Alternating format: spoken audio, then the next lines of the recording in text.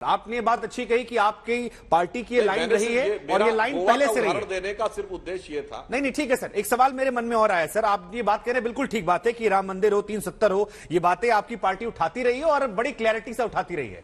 लेकिन सवाल यह है कि अगर पुरुषोत्तम रुपाला जी या हर्ष सिंघवी जी कैबिनेट की बैठक के बाद बीजेपी की टोपी लगाकर बीजेपी दफ्तर से यह अनाउंसमेंट करते हैं, तो क्यों ना इसे हार्डकोर सियासी बात कही जाए, क्यों ना कहा जाए कि गुजरात चुनावों पर असर डालने को लेकर एक ऐसा शिगुफा छोड़ दिया आपने जो शायद वो लक्ष्मी गणेश की काट ही बन जाएगा और जनता के मन में, क्योंकि आपके समर्थकों की भावना भी रही है यूनिफॉर्म सिविल कोड को लेकर, तो उनका भी मन जो है वो बहला बहला रहेगा। शुभंकर जी, आपने प्रश्न किया है तो मैं इसका उत्तर देता हूं जी। मैंने पुनः कहा, अगर कोई विषय कॉन्स्टिट्यूशन का हिस्सा है उसमें सियासत कहां से हो गई भाई?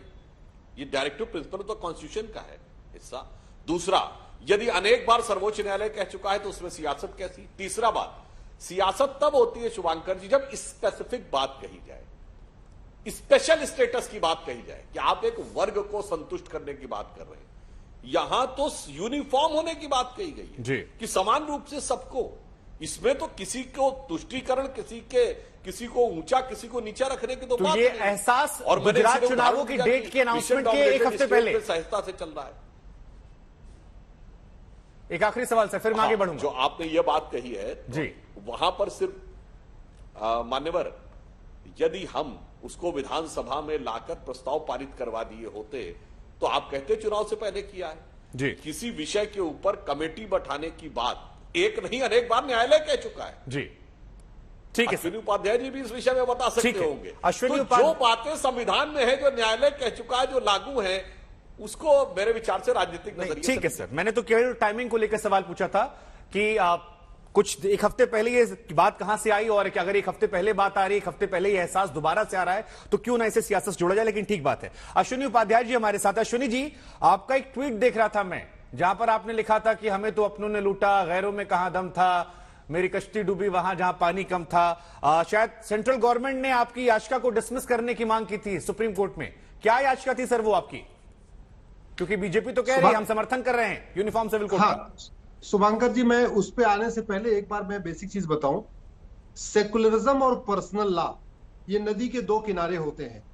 जो देश सेकुलर होता है वहां पर्सनल लॉ नहीं होता, जो देश जिसमें पर्सनल लॉ होता है वो सेकुलर नहीं होता जी। हम कहते हैं भारत में संविधान है, संविधान का मतलब समान विधान, संविधान का मतलब एक विधान हो, सबके लिए हो। लेकिन दुर्भाग्यवश आजादी के 75 साल के बाद भी भारत में बहुविधान चल रहा है। हिंदू के लिए अलग विधान, मुस्लिम के लिए अलग विधान, पारसी के लिए अलग विधान, ईसाई के लिए अलग विधान। अब मैं आता हूं मूल विषय पे जी।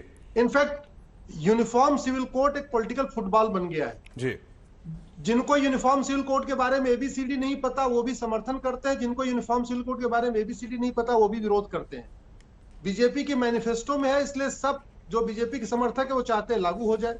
बीजेपी के मैनिफेस्टो में है, इसलिए जितने बीजेपी विरोधी हैं वो इसका विरोध करते हैं।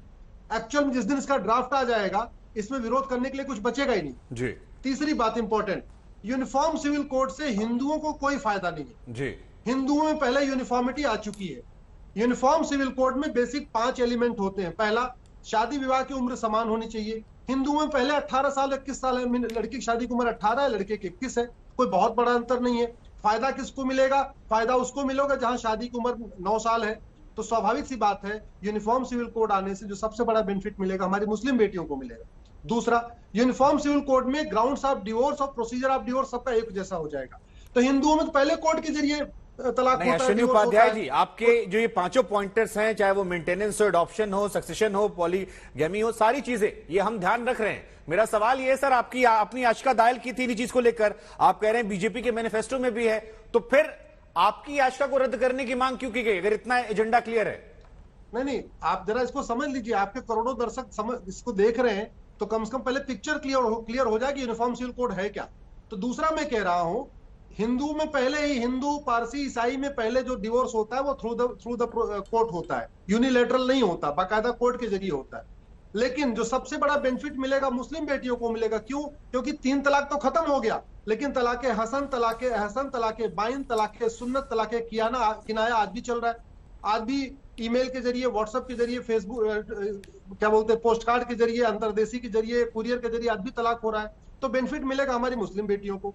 इसी तरीके गुजारा भत्ता सबको मिलना, हमारी मुस्लिम बेटियों को नहीं मिलेगा। ठीक है अश्विनी जी, ये सारी जानकारियां ग्राफिक्स के जरिए लगातार हम टीवी स्क्रीन पर डिस्प्ले कर रहे हैं। आपसे मैंने फिर सवाल पूछा, आप जवाब देना चाहें तो ठीक है, नहीं तो सर मैं आगे बढ़ूंगा। आपकी याचिका रद्द क्यों की मांग की गई, क्या लगता है क्या वजह थी? अगर आज गुजरात में बात उठ रही है तो देश भर में लागू क्यों नहीं किया गया? सेंट्रल गवर्नमेंट का कहना था कि यूनिफॉर्म सिविल कोड पे और कंसल्टेशन की जरूरत है और यूनिफॉर्म सिविल कोड पार्लियामेंट को लागू करना है। तो आप मतलब कोर्ट इस पे डायरेक्शन नहीं दे, पार्लियामेंट उचित समय पे आफ्टर ड्यू कंसल्टेशन सबसे बातचीत करके इसको लागू करेगा।